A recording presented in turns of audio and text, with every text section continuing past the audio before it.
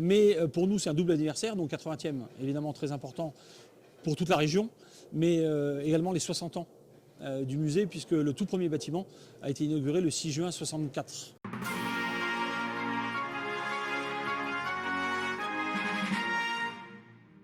Le 8 mai, donc on a une double. C'est pas une inauguration, c'est une ouverture, plutôt des nouveaux bâtiments. Donc on a le bâtiment dans lequel on se situe tout de suite, qui est le nouveau bâtiment Waco, qui abrite maintenant le planeur du musée, et la rénovation totale de l'ancien bâtiment qu'on appelait jadis le bâtiment Waco, et qui aujourd'hui a reçu une nouvelle thématique, puisqu'on parle de l'occupation, l'arrivée des soldats allemands en 1940 à Sainte-Mère-Église, la vie des civils et la résistance locale autour de Sainte-Mère-Église.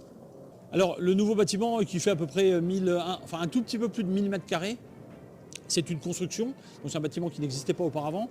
On va parler depuis la naissance des planeurs aux États-Unis en 1940 jusqu'à la formation des pilotes, les évolutions des planeurs, donc l'utilisation des planeurs pour les premières opérations en Méditerranée et notamment en Sicile, l'opération en Normandie, évidemment, avec toutes ses missions, et puis les opérations après la Normandie. Non, alors c'est un projet qui date...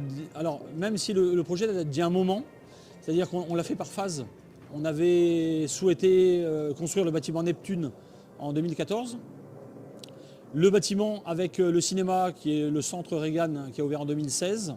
Et déjà à cette époque-là, on pensait rénover l'ancien bâtiment Waco. Mais la priorité, en fait, a été donnée à la rénovation du bâtiment C47, qui a été effective fin d'année 2021. Et à la suite de la rénovation de ce bâtiment C47, on a lancé donc la construction du bâtiment Waco, le nouveau, celui-ci, et la rénovation en simultané de l'ancien bâtiment Waco, qui s'appelle aujourd'hui l'Occupation. Alors, double anniversaire.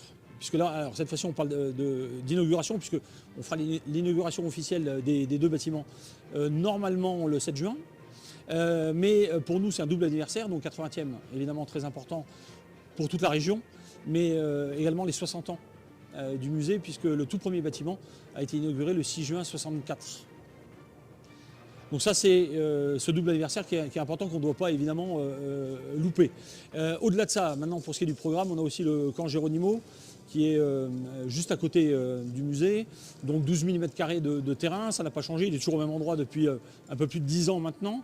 On ouvre officiellement au public du 1er juin jusqu'au 9 juin inclus, c'est-à-dire du premier week-end de juin jusqu'au deuxième inclus, avec des animations qui auront lieu tout au long des journées, alors aussi bien autour des parachutistes que de l'animation des équipes de reconnaissance blindées, que des systèmes de transmission avec de nouveaux appareils radio que l'on a fait fonctionner, et l'utilisation des pigeons, notamment pigeons voyageurs, comme système de transmission. On aura la chance d'avoir des aumôniers militaires, de vrais aumôniers militaires, sur le terrain, qui sont des Américains qui viennent exprès pour expliquer le rôle des aumôniers, le rôle de la religion dans les unités militaires. Voilà, des thématiques comme ça qui sont très différentes les unes des autres, mais qu'on a essayé de regrouper sur le camp. Et le camp sera ouvert de 9 h à 20 h non-stop, et l'entrée est libre, évidemment. Alors on peut le retrouver, nous, sur le site internet, on le retrouve à l'office de tourisme, on le retrouve sur le site de la mairie également, et divers sites, j'allais dire, qui sont axés sur les événements du 80e anniversaire du débarquement. On aura aussi des petits dépliants. À l'entrée du camp, on aura un tableau d'affichage dans plusieurs langues qui va donner, alors j'allais dire, dans les grandes lignes, les horaires d'ouverture, les infos du jour avec le programme de la journée. Comme ça, le public ne pourra pas louper une animation ou une autre. Et on essaiera d'avoir une nouvelle affiche tous les jours pour annoncer le programme du lendemain, d'ailleurs. Voilà. Alors, il y a une expo temporaire, effectivement, alors qui est inaugurée le 22 mai, donc la semaine prochaine. La thématique, c'est alors deux personnages emblématiques importants, un Français et un Américain, le général de Gaulle et le général Eisenhower, avec en fait un portrait croisé de ces deux personnages qui ont un destin qui est plutôt similaire pour les deux, depuis leur jeunesse et le choix des armes et de l'arme blindée pour les deux au tout début de leur carrière militaire, jusqu'au fait qu'ils deviennent présidents l'un et l'autre. Donc ça c'est l'expo De Gaulle Eisenhower qui va ouvrir donc, le 22 mai et qui sera évidemment visible au mois de juin. Elle va durer toute l'année, jusqu'au mois de décembre prochain. Donc ça c'est pour la partie expo temporaire. Mais on a également des conférences organisées notamment par le musée, mais autour d'un conférencier, Philippe Esvelin, qui va nous parler justement des planeurs, le rôle des planeurs, de leur conception aux États-Unis et leurs utilisations ici en Normandie. Et on aura d'autres animations, des démonstrations, des expositions de véhicules, d'armement, d'équipements un peu spécifiques du camp vers la place de l'église à différentes heures et différentes dates sur la période du 1er au 9 juin, avec 3 défilés notamment.